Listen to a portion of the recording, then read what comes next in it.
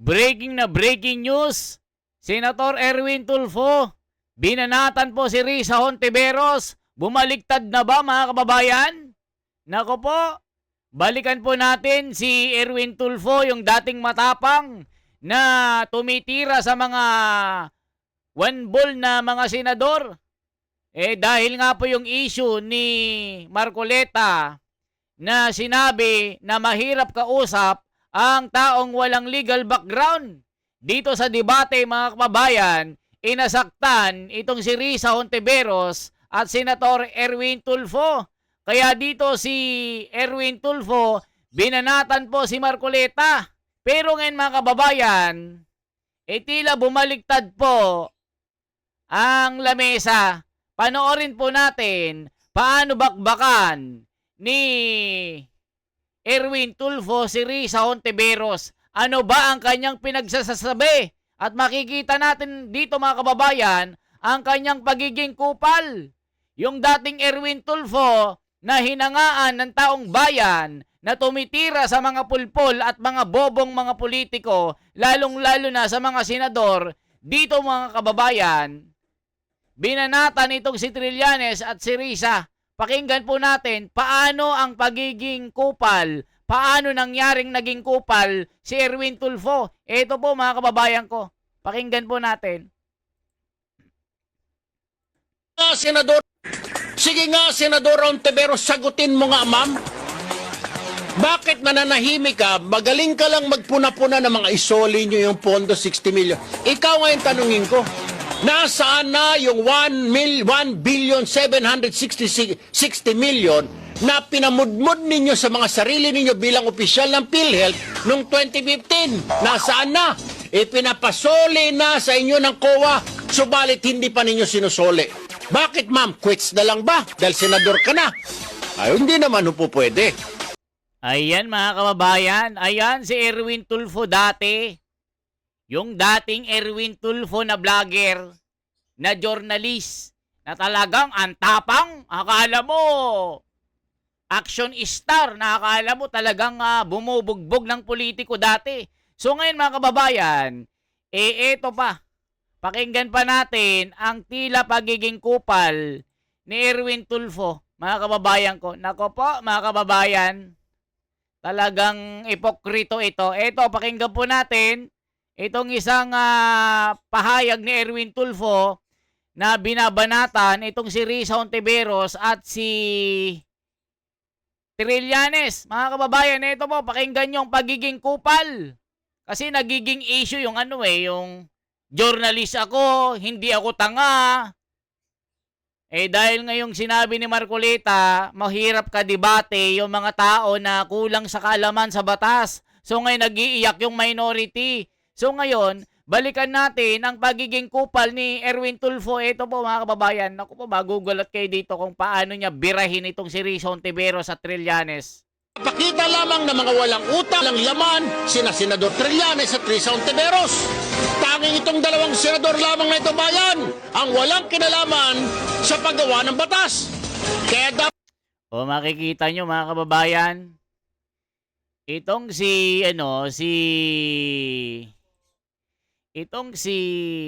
Erwin Tulfo, talagang galing-galingan mga kababayan. Talagang binabanatan niya itong dalawang ito. Nung siya ay reporter pa, nung siya ay vlogger pa, nung siya ay komentarista pa sa radyo, talagang binabakbakan itong mga politiko na bobo na one ball. Nako mga kababayan ko, mamaya balikan natin ang debate nila ni Marcoleta. Ito po mga kababayan, tignan nyo muna itong pagiging kupal ni Erwin Tulfo. Pakita lamang ng mga walang utang, walang laman, sina Senador Trillanes at Risa Hontiveros. Tanging itong dalawang senador lamang na ito bayan ang walang kinalaman sa paggawa ng batas. Kaya dapat lumayas ba kayong dalawa dyan, dahil wala kayong silbi, ang alam nyo lang gawin, mira ng tumira at maging source ng fake news. Mga demonyo kayo.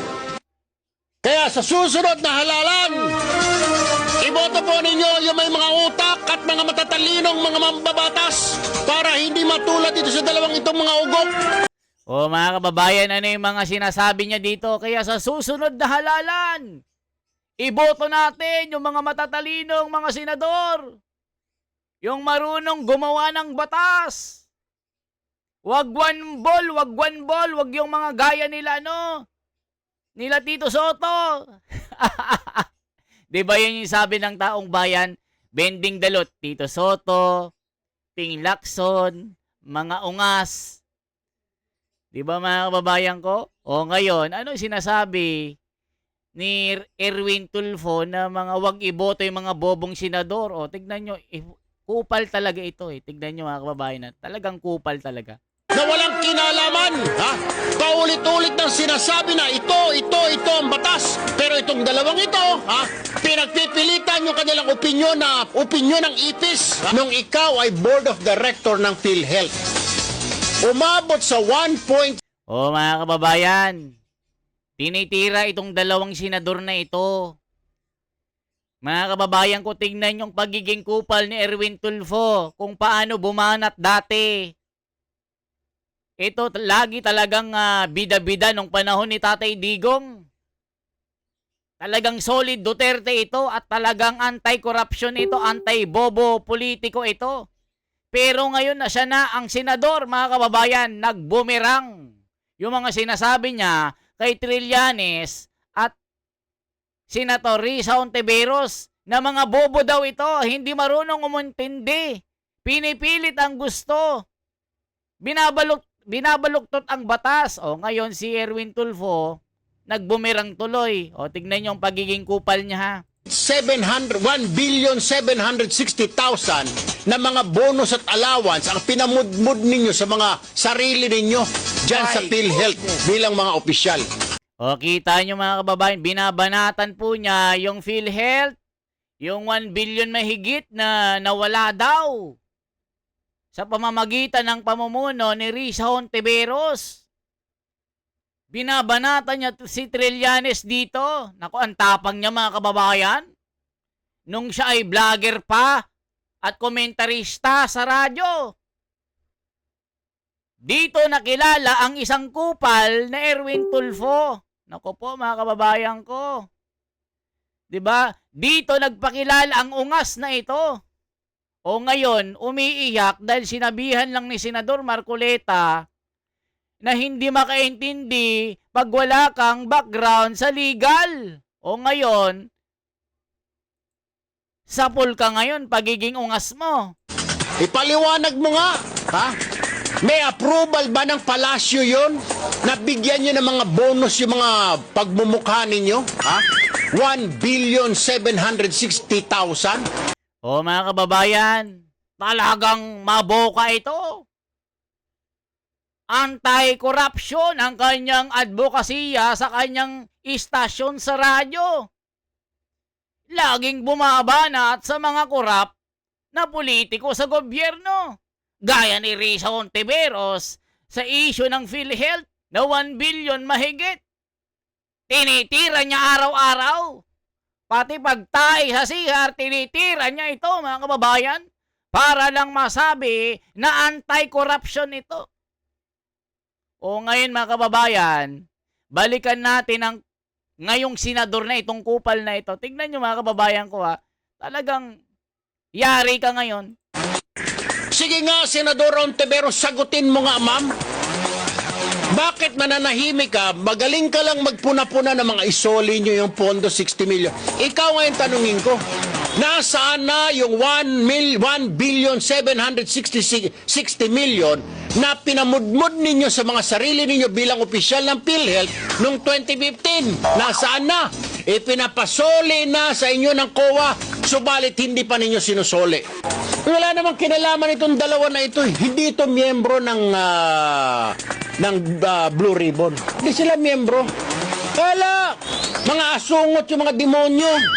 Pakita. O kita nyo mga kababayan, tinatawag pa na demonyo si Risa Hontiveros at itong si Trillanes.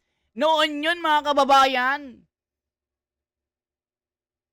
Bukang bibig yung corruption. PhilHealth, ilabas mo yung pera na 1 billion. Ganon katindi. Kakupal ito noon mga kababayan. Araw-araw bumibira ng isang politiko. bumibira ng mga bobong senador, pero ngayon mga kababayan, natahimik. Hindi niya matira yung sarili niya sa flood control na trilyon. O ngayon, kumampi pa sa mga bugok na senador na ito. O ngayon mga kababayan, balikan natin itong debate kay Marcoleta. Ito po mga kababayan ko, paano nabira itong Erwin Tulfo na ito. Tignan yung pagiging kupal nito mga kababayan ko. Binira ni Marcoleta. Bills referred to that committee. General po yung function. Sino magbe-benefit, paano magbe-benefit, etc. We support the right of Senator Pangilinan to ask questions, pero wala pa tayo dun eh. So, again, may I raise the previous question, Madam Chair, the point of order, the parliamentary reason. Go ahead. Be given the right. Madam Ito na. President, The kanina pa movement po here. ako nakatayo dito at I need to nagtataas ng speak kamay. because I am the movant. Senator Madam Rodante President. Marcoleta. Thank you, Madam And then President. we Ito na, hear sagutan. Senator Risa Ontiveros. Thank you, Madam and Senator President. Problema Erwin natin, Tulfo. Madam President. Yes. The Senate President invoked Section 136, Paragraph 2. Kung babasahin po natin ito, Madam President, napakasimple lang. Ito pong Section 136, Paragraph 2, is a special provision in precisely amending our rules. In Section 24 po, this is a general rule. Kung mapapansin po ninyo, it presupposes that it will take up all the bills referred to that committee. General po yung function niya. 136, second paragraph, is a special provision. Sa principle po ng batas, yun pong special provision takes precedence over a general provision. Yun lang po, basahin po ninyo. Hindi nga po, it will not even take one day because this is not a new motion. Kung mapapansin nyo, ni-reiterate ko lang po ito eh. It was already moved last May 11 pa po. So that is even more than one day. So who is talking about one day here?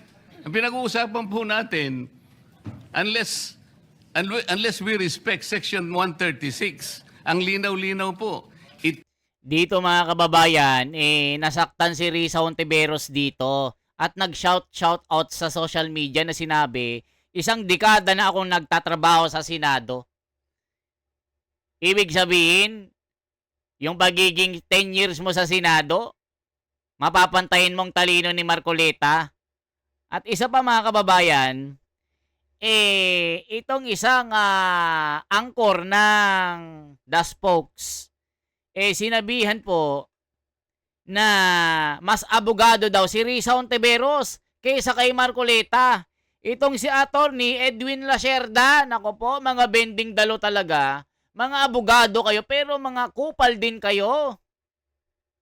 Diba? Pinagtatanggol nyo yung hindi abogado, nako po, alam nyong bending dalo, alam na dis mga kababayan, mga mainstream ito talks about the rules may also be amended. Diretso po ito eh. So this takes precedence over Section 24. Simpleng-simple lamang po ito eh. Madam President. Thank you, Senator Marcoleta. We recognize Senator Risa Ontiveros. Salamat, Madam President. Meron din po ako O, yan. substantive na interpellation sa motion ngayong araw na nire-raise o itatalakayin ni Senator Marcoleta yung text na pinamudmod ni Senate President sa atin ngayong hapon. Pero una, gusto ko pong segundahan yung sinabi ni Senator Dito mga kababayan, masasaktan itong dalawang ito. Lahat po masasaktan na minority dahil nga po, kulang sa kaalaman sa batas. Dito, naghihimutok itong si Risa at Erwin Tulfo na sinasabi ni Erwin Tulfo, hindi ako tanga, journalist ako, hindi ako bobo, common sense lang yan. Wow! Ang tindi ng kupal ni Erwin Tulfo na ito. Pangilinan. Bagong motion ito, Madam President. Bakit po?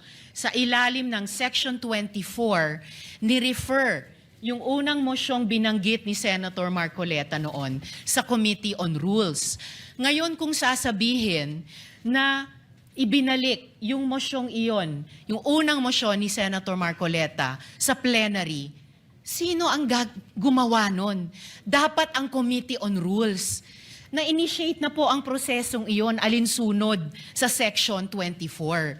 hindi pa nga po nako-constitute ang Committee on Rules. Wala pa nga pong minority contingent sa Committee on Rules. So wala pang body na pwedeng ibalik yung unang motion ni Senator Marcoleta sa plenary. Kaya ko sinusugundahan ang sinabi ni Senator Pangilinan. Ito pong motion na gustong talakayin ni Senator Marcoleta at pinamudmod ni Senate President sa atin, bagong motion po siya. Kung kaya't nag-a-apply po ang Rule Section 136 na kailangan bigyan ng isang araw pa pagkatapos ito i-move para talakayin. And tama si Senator Pangilinan, sa Lunes pa po yun, Madam President. Salamat, Madam President. Madam President, without Ito na. giving meaning to anything, ito Senator pong Marcoleta. mahirap kasi kung wala po tayong legal background dito. Kaya sinasabi ko na nga po, hindi po bagong motion ito eh. Mag-iiyak. Hindi siya bagong motion. Kasasabi ko lang po, May 11, minub ko na po ito Madam eh. Sino po President, magsasabi Madam na bagong President, motion? point of order.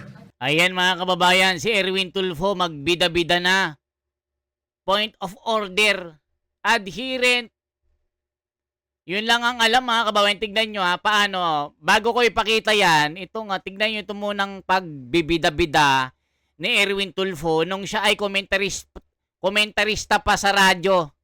Dito po mga kababayan, talagang bilib na bilib kay Tatay Digong at bumibira ng mga bobo na senador gaya ni Risa Hontiveros at Trillanes. Tignan nyo po mga kababayan, balikan natin ang pagiging ungas na kunwari anti-corruption ito. Tignan nyo mga kababayan itong si Erwin Tulfo, ito yung pagiging hipokrito na ito na pagiging kupal sa radyo. Tignan nyo paano nagbida-bida. Lamang na mga walang utang lang laman sina Senador. Pakita lamang na mga walang utang lang laman sina Senador Trillanes at Risa Hontiveros. Tanging itong dalawang senador lamang na ito bayan ang walang kinalaman sa paggawa ng batas. Kaya dapat lumayas pa kayong dalawa dyan dahil wala kayong silbi. Ang alam nyo lang gawin, mira ng tumira at maging source ng fake news. Mga demonyo kayo. Ayan mga kababayan, tinawag pa na demonyo si Risa Hontiveros at Trillanes. So ngayon mga kababayan, balikan po natin itong pakikipagdebate niya kay Senador Marcoleta. Sa issue na sinabi ni Senador Marcoleta, mahirap kausap ang taong walang background sa legal. Dito nag-iiyak si Erwin Tulfo. O tignan yung pagiging kupal mga kababayan panoorin po natin.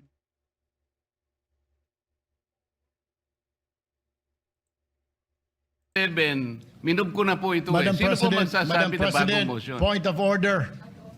Ad hominem. Sinasabi ko lamang po, ang Hindi, sinasabi Madam ko lang, President, kanina ko po sinasabi. Hindi po tama yun. Section Sasabihin yung kasama 136. niya Pwede po ay ba? walang Session is kinalaman, suspended. Pwede po walang bang alam sa pagbigyan batas.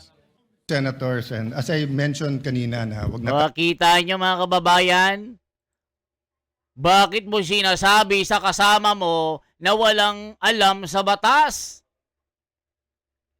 Dati, bida-bida ka sa radyo, sa social media, na araw-araw binibira mo si Risa Hontiveros at Trillanes sa kanilang pagiging bobo, pagiging one ball, dahil wala silang alam sa batas na tira ng tira, hindi nakakaintindi. O tignan nyo mga kababayan ibalik natin ang pagiging kupal nito na bida-bida sa social media. Ito na mga kababayan. Kaya sa susunod na halalan, iboto po ninyo yung may mga utak at mga matatalinong mga mambabatas. O kita nyo, sa susunod na eleksyon, iboto nyo ang mga politiko na may utak para maging senador. Ayan, binoto natin. Akala natin matalino. Binoto ko ba ito? Mga kababayan? Parang hindi mga kababayan Alam ko kupal talaga ito mga kababayan. O tignan nyo paano nagbida-bida ito. Para hindi matulad ito sa dalawang itong mga ugok na walang kinalaman. O sabi niya, para hindi matulad dito sa dalawang ugok na walang kinalaman. O tignan nyo mga kababayan, paano siya nagkupal-kupal dito. Paulit-ulit ng sinasabi na ito ang batas. Pero itong dalawang ito, pinagpipilitan yung kanilang opinyon ng ipis. O kita nyo mga kababayan, sinasabi niya pinagpipilitan ang kanilang mga opinyon na opinyon ng ipis. Sinasabi na ito na ang batas, pero ang kukulit. O ngayon mga kababayan, nagbumerang. Na kung dati, bira ng bira, bida-bida sa social media dahil nga po sa kanyang pagiging journalist, pagiging komentarista sa social media at radyo, araw-araw, pinagmumura itong si Trillanes at Risa Hontiveros dahil sa pagiging bobo at one ball at sa mga korupsyon, sa mga issue, sa mga pagnanakaw. Pero ngayon mga kababayan, tignan nyo ha.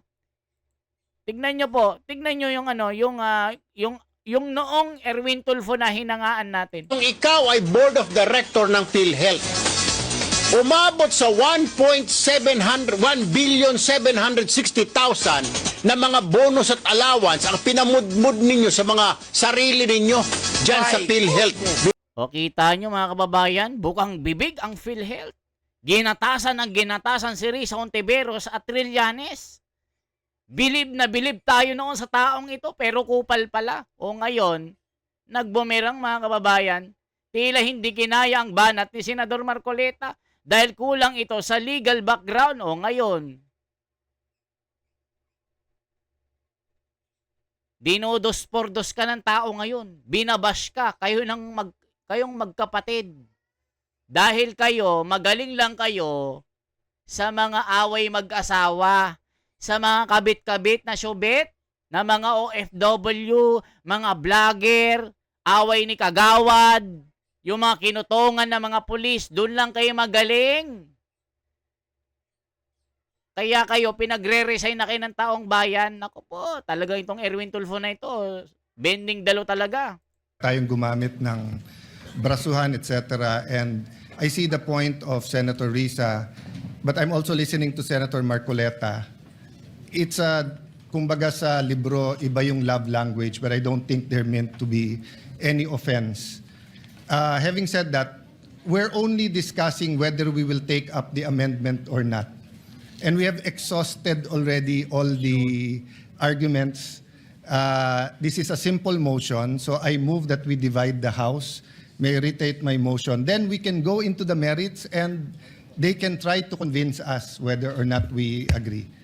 Ayan mga kababayan, so ngayon, ipakita natin yung pinagmumura ni Trillanes, itong dalawa. Naku mga kababayan ko, tignan nyo ha, ipakita natin. Erwin Tulfo, ayan, tignan nyo mga kababayan, pinagmumura. Risa Hontiveros.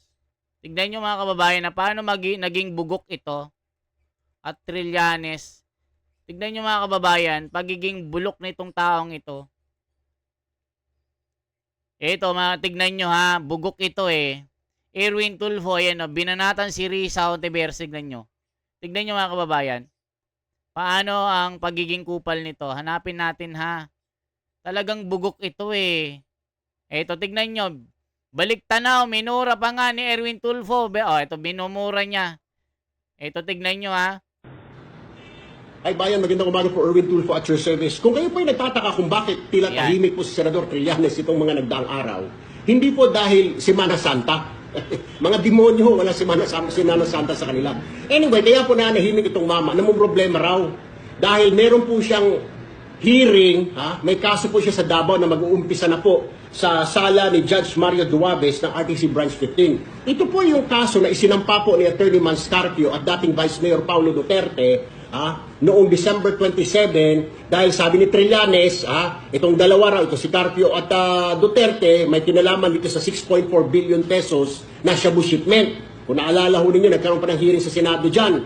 Abay, yun na nga, nakakulong na ngayon sila Tagubay, yung broker at ilang mga Chinese national. Pero si Carpio at Duterte, hindi naman ho naisama dyan because wala naman talaga hong kinalaman. Gawa-gawa lang ho yung ni Trillanes, binasi niya lang doon sa sinabi ni Taguba na hindi naman po napatunayan na may kinalaman itong dalawa. Nevertheless, to cut the story short, eto na ho yung kaso. Civil case po na isinampa ng dalawa labang kay Trillanes. Ngayon, itong kulukoy na senador na nagmamatapang-matapangan sa TV at sa radyo, akala mo kung sinong gago, ha? Akala mo kung sinong hinayupak, ay wala palang itlog, ha? Duwag pala ang hinayupak, ha? Oy, Trillanes, makinig ka. Sir, kung gusto mo magmatapang-matapangan, ha? Kung gusto mong kung ano-ano, kung naalala ho namin, sir, yung pinagsasabi nyo, oh, it's nothing but another harassment suit because our corrupt and co-opted justice system have become the refuge of Duterte's scoundrels, ha? Yung sinasabi nyo, walang kwenta, ha? Harassment na naman kaso yan laban sa akin dahil ginagamit ng Duterte government yung hudikatura, ha? Tapos may O, tignan nyo mga kababayan, talagang bilib na bilib kay Tatay Digong dati. Talagang ang kanyang advokasya ay suportahan ang mga ginagawa ni Tatay Digong sa anti-corruption, sa mga yung sa tokhang. Talagang binibira niya araw-araw si Trillanes. Eh, di ba tinawag pa ngang demonyo itong si Risa at si ano? O, tignan nyo mga kababayan, ha? Balikan natin. Tinawag niyang demonyo. Tignan nyo, ha? lamang na mga walang utang ng laman, sina Senador Trillanes at Risa Hontiveros. Tanging itong dalawang senador lamang na ito bayan ang walang kinalaman sa paggawa ng batas. Kaya dapat lumayas na kayong dalawa dyan, dahil wala kayong silbi. Ang alam nyo lang gawin, mira ng tumira at maging source ng fake news. Mga demonyo kayo. Kaya sa susunod na halalan, iboto po ninyo yung may mga utak at mga matatalinong mga mambabatas para hindi matulad dito sa dalawang itong mga ugok na walang kinalaman. Ha? Paulit-ulit ng sinasabi na ito ang batas. Pero itong dalawang ito, pinagpipilitan yung kanilang opinyon ng ipis nung ikaw ay board of directors. O mga kababayan, kayo na humusga ha. Kayo na humusga sa taong ito. Paano ang pagiging kupal nito? Bending dalo lahat-lahat na. Nagbumirang. Ang galing-galing bumira noon. Pero ngayon mga kababayan, kain-tae ang senador na ito. Kayo na humusga. Tinawag na demonyo pa Risa Hontiveros at Trillanes sa pagiging kupal niya Alam nyo mga kababayan, idol ko dati ito. Nasa opisina pa ako dati, nagtatrabaho ako 8 oras hanggang umaga, minsan nag-OT ako. Si Erwin Tulfo, ang aking musika sa radyo at TV. Dahil magaling bumira ito ng mga kurakot at bobo na politiko. Ngayon mga kababayan, kupal pala. Kayo nang mag-react, kayo nang umusga, anong masasabi nyo sa taong ito? Kain-tae. For transparency, for a better democracy mga kababayan, this is The Wonders Philippines. Isang like, isang share at isang subscribe. Salamat po, mabuhay.